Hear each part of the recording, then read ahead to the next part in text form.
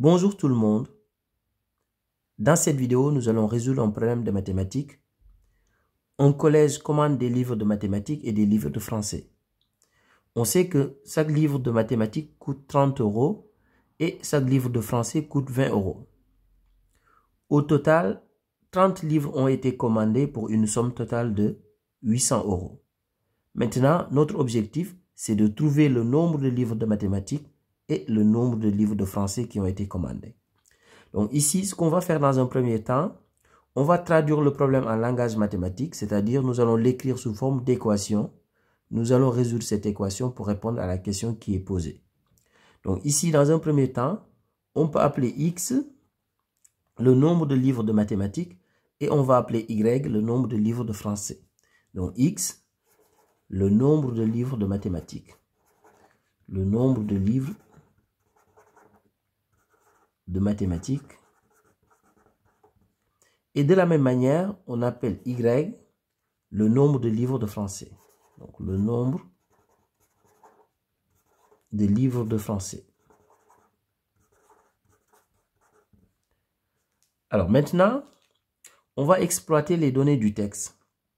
Ici, on sait qu'en tout, il y a 30 livres. Qu'est-ce que ça signifie? Ça veut dire tout simplement que X plus Y est égal à 30. Puisque X, c'est le nombre de livres de mathématiques et Y, le nombre de livres de français. Donc, si on fait X plus Y, c'est tout simplement égal à 30. Maintenant, les 800 €, on va séparer ça en deux parties. C'est-à-dire, d'un côté, on va mettre le montant des livres de mathématiques et d'un autre côté, on mettra le montant des livres de français. Donc, quel est le montant des livres de mathématiques? Un livre de mathématiques coûte 30 € et on a X livres de mathématiques.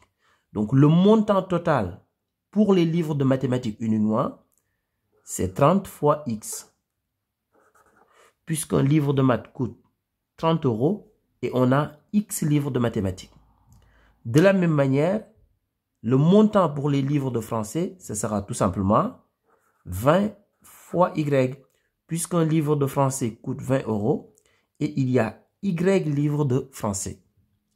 Maintenant, si on fait la somme des deux, c'est-à-dire le montant pour les livres de mathématiques plus le montant pour les livres de français, c'est tout simplement égal à 800 €, c'est-à-dire la somme totale.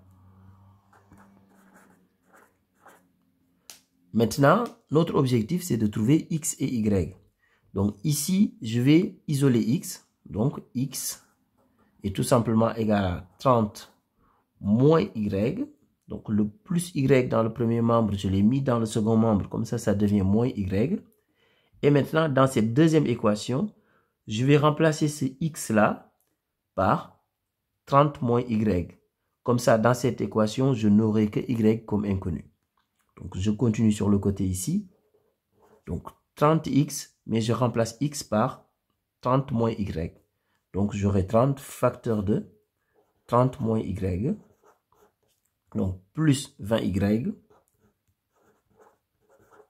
est égal à 800.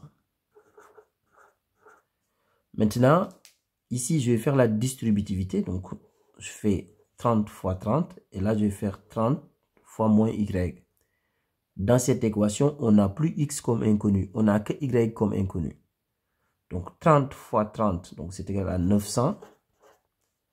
30 fois moins Y, donc c'est moins 30Y. Donc, plus 20Y est égal à 800. Maintenant, je vais réduire. Donc, ici, j'ai moins 30Y plus 20Y. Donc, c'est égal à moins 10Y. Donc, c'est égal à 800. Donc, le 900 dans le premier membre, je vais le mettre dans le second membre. Comme ça devient moins 900. Donc, ici, j'ai moins 10Y est égal à... Donc, 800 moins 900, c'est égal à moins 100. Je continue sur le côté. Ça veut dire tout simplement que Y est égal à moins 100 sur moins 10. Donc là, je peux déjà simplifier par moins 1. Parce qu'un nombre négatif divisé par un autre nombre négatif, le résultat sera positif. Donc ça veut dire que y est tout simplement égal à 10. Puisque 100 divisé par 10, c'est égal à 10. Et nous, qu'est-ce qu'on a appelé y? Donc y pour nous, c'est le nombre de livres de français. Ça veut dire qu'il y a 10 livres de français. Et comme au total, il y a 30 livres, donc ça veut dire qu'il y a 20 livres de mathématiques. Donc il y a 20 livres de mathématiques et 10 livres de français. Au revoir.